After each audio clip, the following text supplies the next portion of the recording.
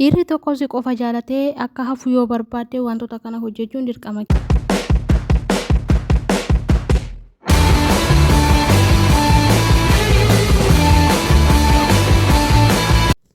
Yoo yaa akka fuune akkam jirtu hordoftoota wiirtuu jaalalaa bakka jirtanitti nagaa fi jaalalli waaqayyoo isiniif haa baay'atu. Ani nagaa kooti.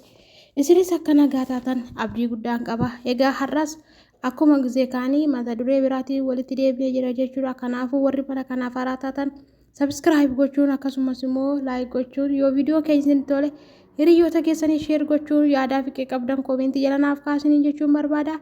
Egaa har'as mata duree biraatiin deebi'ee jira madhuma sagantaa kootti. Na waliin turaasiniin jechuun barbaada. Egaa dhiirri tokko si qofa jaalatee akka hafu yoo barbaadde wantoota arfan kana gochuun dirqama keeti.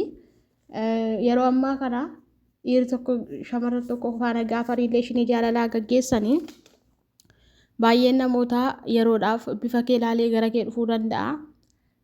Baay'een immoo qabeenya kee ilaalee gara kee dhufuu danda'a. Qabeenyi har'a ilaalamee dhiirri tokko gara kee dhufuu boru yoo badee si dhiisee deemuu danda'a. Akkasumas bifa kee ilaalee yoo gara kee dhufee bifti kees haala yeroo irratti hundaa'ee yookaan dubartiin tokko bifa ishee kaleessa qabdu gaafa daa'ima godhattee maal jettee gatuu dandeesse waan ta'eef gaafa san dhiirri si gatee deemuu danda'a. Kanaaf iyyuu immoo kun akka hin taaneef wantoota ati gochuu qabdu wantoota afur siif qabadhee dhufee jira jechuudha. Egaa tokkoffaa irratti dhiirri tokko yeroo hundumaa si jaalatee akka hafu yookiin si qofa akka jaalatu yoo barbaadde guyyaa gaddasaas guyyaa gammachuusaas yeroo hundumaa wajjin jiraachuudha. Guyyaa gaddaas guyyaa gammachuus yoo isa waliin jiraatte yoo waan hundumaa keessatti isa wajjin hin dhaabbatte yeroo kamiyyuu taanaan dhiirri si gatee adeemuu hin danda'u. Yeroo ammaa hariiroo jaalalaa keessatti baay'ee namoota guyyaa gammachuu waliin dhaabbatu guyyaa gaddaatti yookaan dhiirri tokko yoo dhukkubsate yookaan dubartiin tokko yoo dhukkubsatte wal dhiisanii adeemuu jechuudha. Inni kun immoo maal irratti hundaa'a? Haala irratti hundaa'a. Garuu immoo dhiirri tokko akka si jaalatee hafu gochuu yoo barbaadde immoo dubartii tokko maal gochuu qabdi? Guyyaa gaddasaas guyyaa gammachuusaas everything yeroo hundumaa wajjin dhaabbachuun dirqama ishiiti jechuudha. Gaafa kana yoo goote yeroo ammaa kana dhugaa dubbachuudhaaf namni hundi guyyaa gadda keessa guyyaa gammachuu keessi faana dhaabbatu. Keessattuu namni guyyaa gammachuu keessi faana hirmaata guyyaa gaddaa kee irratti si gatee adeema hedduun namoota jechuudha. Kanaafiyyuu ati immoo hiriyaa kee jaalattu hiriyaa kee dhiiraatiif guyyaa gammachuusaas guyyaa gaddasaas yeroo hunduma isa faana yoo dhaabbattee yoo isa jajjabeessite gammachuusaas wajjin hirmaattee gaddasaas wajjin hirmaattee waan hunduma keessatti yoo isa waliin dhaabbatte namni sun bara isaa muluu si waliin gammadee si waliin jiraachuu danda'a jechuudha. Kanaaf inni tokkoffaa maal gochuu qabna? Dhiirri tokko nu qofa jaalatee akka hafu yoo barbaanne guyyaa gammachuusaas guyyaa gaddasaas wajjin dhaabbachuun dirqama nurra jiraata jechuudha. Inni lammaffaa dadhabbina isaa fi hanqina isaa itti himuudha malee nama biraatti odeessuu hin qabnu jechuudha. Dadhabbina inni qabuu fi hanqina inni qabu fakkeenyaaf ilmi namaa jireenya jiraatu keessatti dadhabbina hedduu qaba. Dhugaa dubbachuu fi namoonni baay'een dadhabaadha. Hamma barbaadde ati jabaa yoo taate dadhabbinatii qabdaanii. Akkasumas hamma barbaadde beekaa yoo taates hamma barbaadde yoo wanta fedhe taatellee hanqina ni qabdaanii. Namni hanqina hin qabne soba. Namni dadhabbina hin qabnes sobadha. Namni tokko dadhabaa miti jechuu hin dandeessu. Namni tokko hanqina hin qabu jechuu hin dandeessu waan fedhe ta'e. Namni tokko hanqina hin qabu taanaan akkamittiin jireenya isaa boruu fooyyeffachuu danda'a? Hin danda'u.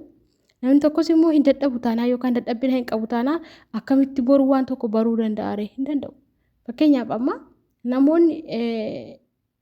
namni tokko amma gaafa meeshaa tumu yookaan gaafa sibiila tokko hojjetanii sibiila sun har'uma laalanii har'a baruu hin danda'aniini.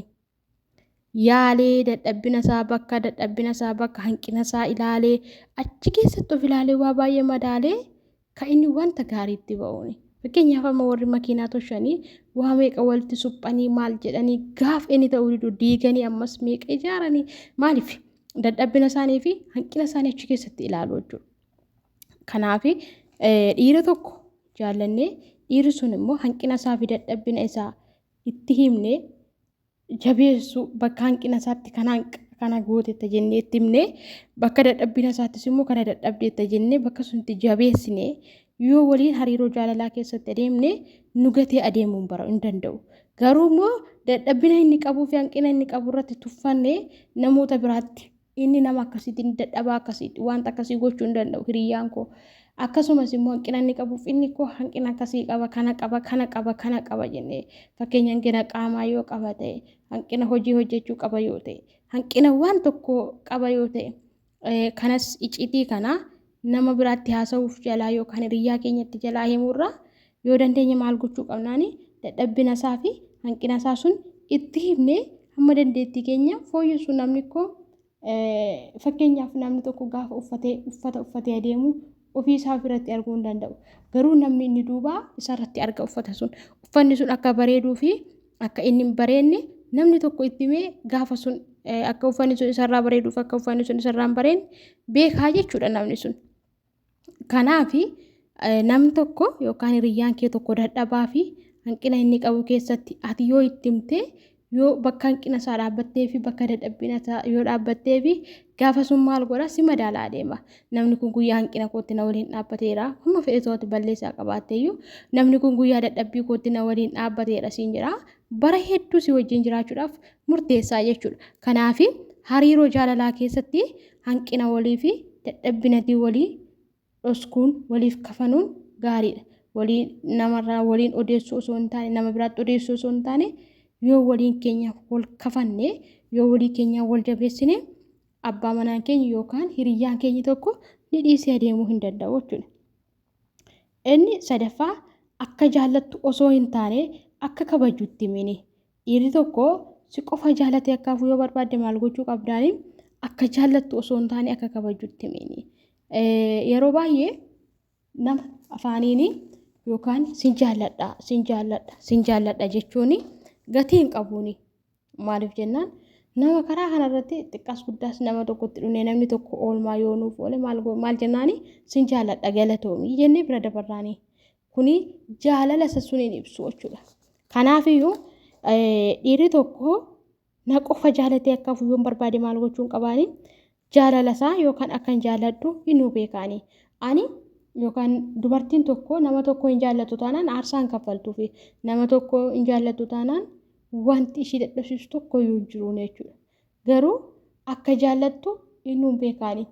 Akka dubartiin tokko dhiira tokko akka jaallattu hinuu beeka. Maalirraa akshinii ishiin agarsiifturraa gocha ishiin gooturraa waan hundumarraa ilaalee madaalee beekuu ni danda'ani.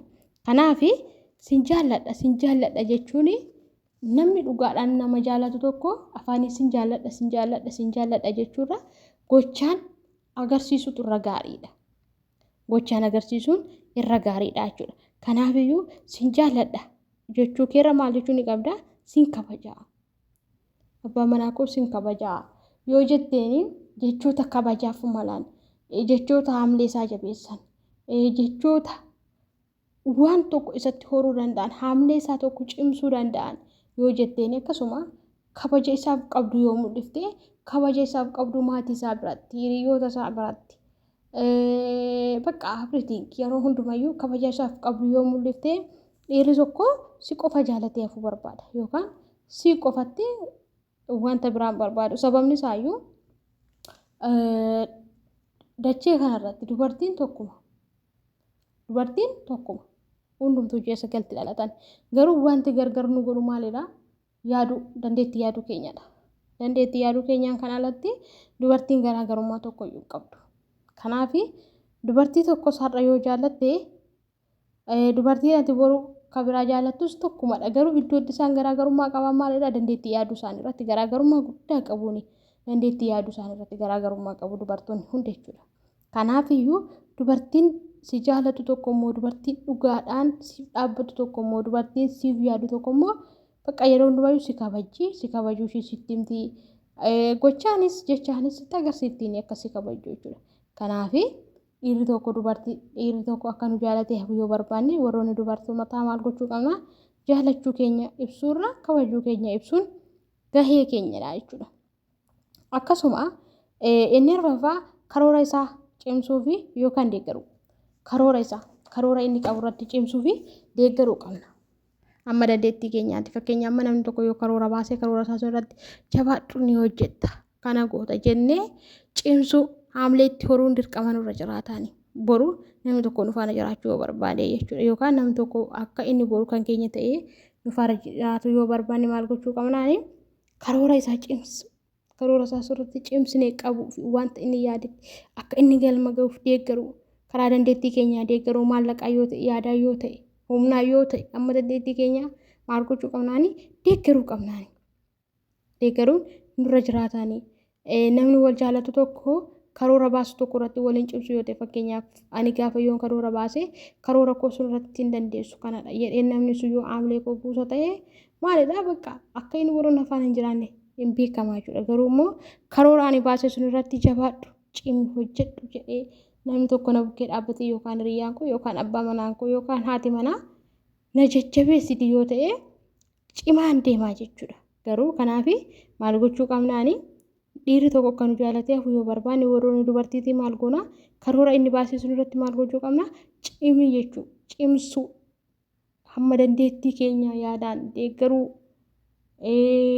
qabeenyaan deeggaruu waan qabnuun deeggaruu akka inni cimaa ta'u akka inni cimaa ta'e boru bakka guddaa ga'uu danda'u jechuudha. Kanaaf wantoonni arfan ani isiniin jedhe kuni dhiirri tokko si qofa akka jaalatee hafu godha. Dhugaa dubbachuuf dhiirri tokko si qofa jaalatee akka hafu kan gochuu danda'u maalidha wantoota kan arfan guyyaa gaddaa guyyaa gammachuu waliin dhaabbachuun dirqama sirra jiraata. Dadhabbina isaa fi hanqina isaa itti himuun sirra jiraata. Akkasumallee akka jaalattu osoo hin taane akka kabajuu itti himuun dirqama keetii jechuudha. Karoora isaa irratti cimsuu fi deeggaruun dirqama keetii jechuudha. Kana yoo goone hariiroo jaalalaa keessatti yookaan abbaa manaa fi haati manaa tokko wantoota kana waliif raawwatu yoo ta'anii boruu isaanii cimanii namoota fakkeenya ta'anii jiraachuu ni danda'u jechuudha. Garuu kana hin godhan taanaan carraa isaa wajjin jiraachuusaa baay'ee ulfaataadha jechuudha. Keessattuu yeroo ammaa kana yoo ilaalla ta'e namoonni baay'ee wal jaalatu yeroo jalqabaaf gaafa wal jaalatanii karoora osoo hin baafatiin jireenya isaanii irratti boru maaltu dhufaa boru yoo nama kana faana jiraadhe maaltu narra gahaa yoo ishii faana jiraadhe maaltu narra gahaa jedheetu karoora hin baafatiin dhiironni baay'een gara gaa'ilaatti seenu. Erga gaa'ilatti seenanii booda immoo wanti isaan waliif qaban yookaan ilaalchisaa waliif qaban sun akka kaleessaa sun ta'uu dhiisuu danda'a. Dhiirri tokko dubartiin tokko hamma xiqqoo fakkeenyaa gaafa yeroo jalqabaa walitti dhiyaatanii fi gaafa walitti dhiyaataa deeman amala isaanii jijjiiramaa deemaa jechuudha. Sinsinnaa kan jedhamu tokko jira. Sinsinni gidduu isaanii galuu danda'a jechuudha. Gaafa kana immoo dubartoonni maal gochuu danda'u ofirratti murteessu. Keessattuu yeroo ammaa kana yoo ilaalle dubartoonni baay'een dhiirotaaf jecha aarsaa guddaa kan faluun jechuudha. Garuu immoo osoo lubbuu ofii irratti hin faradiin osoo wantoota kana waniin jedhiini waan jaallattu qofaaf osoo hin taane ka ittiin qortullee dirqama jiraachuu qaba jireenya kee keessatti.